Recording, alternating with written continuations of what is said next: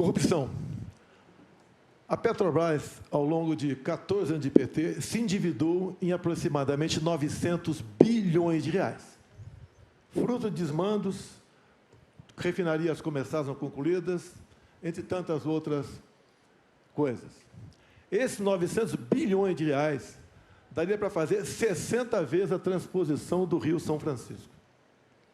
Ou seja, o povo nordestino sofreu por falta d'água por causa de corrupção do seu governo. Mais ainda, esse montante é equivalente a 120 vezes o orçamento do Ministério da Infraestrutura. Eu estou falando isso para que você tenha noção do tamanho da corrupção somente na Petrobras. E delatores devolveram 6 bilhões de reais. Ou seja, corrupção houve. Ô, presidente Lula, o senhor quer voltar ao poder para quê? Para continuar fazendo a mesma coisa na Petrobras? Eu acho que, de vez em quando, a gente tem que acreditar, sabe, de que nada acontece por acaso. Era preciso ser ele para me perguntar, e eu sabia que essa pergunta viria.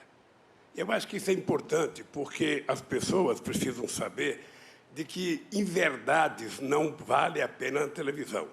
Citar números que são mentirosos também não compensa na televisão. Aqui é importante a gente citar o seguinte, tá? Não teve nenhum presidente da República que fez mais investigação para que a gente apurasse a corrupção do que nós fizemos. E é importante deixar claro que nós fizemos o portal da transparência, a fiscalização da TGU, a lei de acesso à informação, a lei anticorrupção, a lei contra crime organizado, a lei contra a lavagem de dinheiro, colocamos a AGU no combate à corrupção, fizemos o COAF funcionar e a movimentação bancárias atípicas. Ou seja, colocamos o gato no combate. Então, tudo que foi eu, sabe, que nós fizemos no nosso governo. Segundo o Palocci, tudo no seu governo foi aparelhado. Tudo, exceto o Banco Central. Então, se todo mundo fazia malfeitos, roubava, desviava, só o ex-presidente não sabia. E o Palocci conclui, na sua delação premiada, que foi-lhe reservada uma conta no exterior de 300 milhões de reais, que o senhor recebia pacotes dele mesmo, 50 mil reais, a título de propina. O seu governo foi marcado pela cleptocracia, ou seja, um governo feito à base de roubo.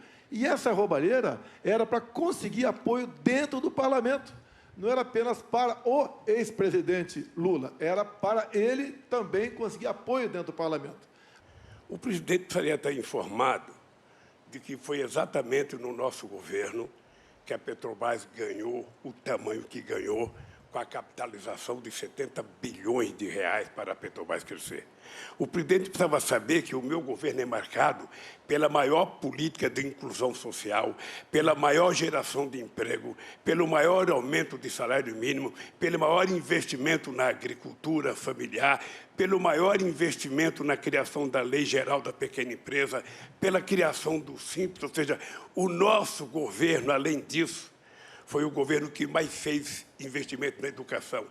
É exatamente isso que é a marca do meu governo. 51 milhões de hectares de terra disponibilizados para efeito de assentamento de pessoas nesse país.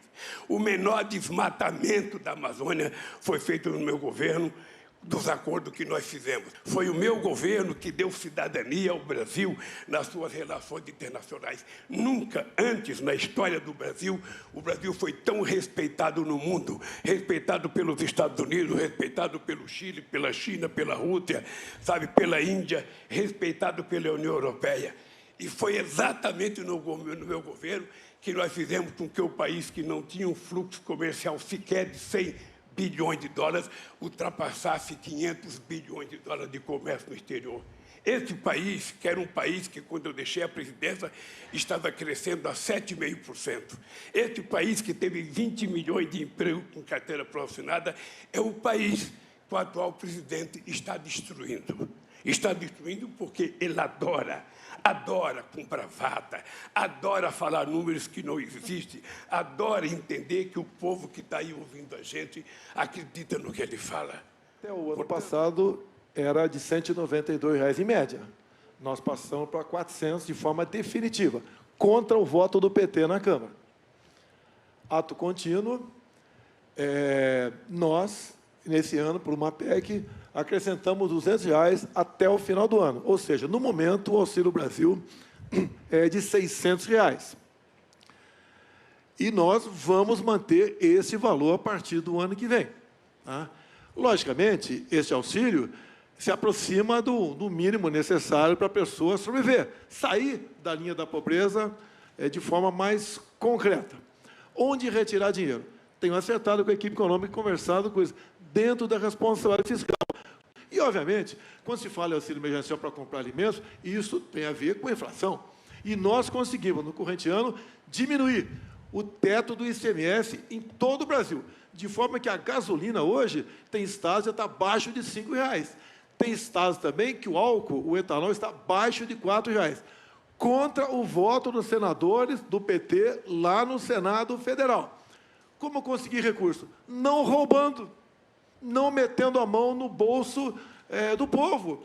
Em governos anteriores, as estatais davam lucro muito baixo ou até prejuízo. No nosso governo, o lucro está chegando à casa dos R$200 bilhões. E nós temos, deixar bem claro, quando se fala em orçamento como um todo, aumentando a arrecadação, diminuindo impostos, como diminuímos o IPI por decreto. Como temos diminuído impostos em vários produtos, imposto de importação, vários produtos. Ou seja, é um governo que está agindo na contramão do que sempre fizeram no passado. O outro lado, muitas vezes, fala em taxar grandes fortunas. Isso faz com que o capital vá embora. Ou seja, o nosso governo tem esse olhar, tem recurso, tem meios e fará com responsabilidade essa manutenção dos R$600. Bom, é importante lembrar que a manutenção dos R$600 não está na LDO que foi mandada para o Congresso Nacional. Ou seja, significa que existe uma mentira no ar. Não está na LDO a manutenção dos R$600. A segunda coisa, que é em verdade, é que o PT, já faz 2 anos que o PT tem reivindicado os R$600 no Bolsa Família.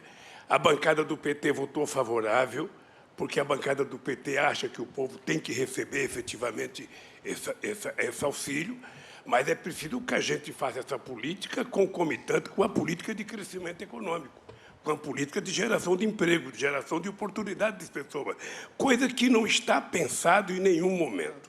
O PT foi contra o R$400 lá atrás, votou sim para de mentir. Está no teu DNA, mentir e inventar números. Né? No corrente ano, discursaram contra e votaram a favor. Questão de LDO, você resolve. Eu tenho contato com liderança da Câmara.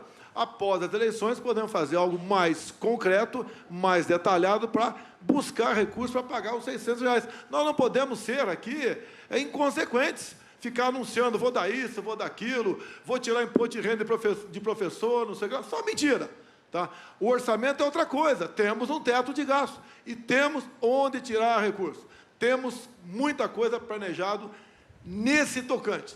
Tenho certeza, os mais pobres, diferentemente do PT lá atrás, por que o PT lá atrás não aumentou, pagava uma miséria de Bolsa Família? Era uma miséria. Tinha gente que ganhava R$80 por mês, família ganhando R$80 por mês, e nós agora entramos nessa área para valer. Está preocupado com votos. Apenas votos. Nós temos ao nosso lado a verdade e a responsabilidade. Nunca tivemos tanto dinheiro de fora do Brasil investido aqui, inclusive em torno de 20% do nosso PIB. É um governo que está dando certo, a economia está bombando e o Brasil está sendo exemplo para o mundo nessa área.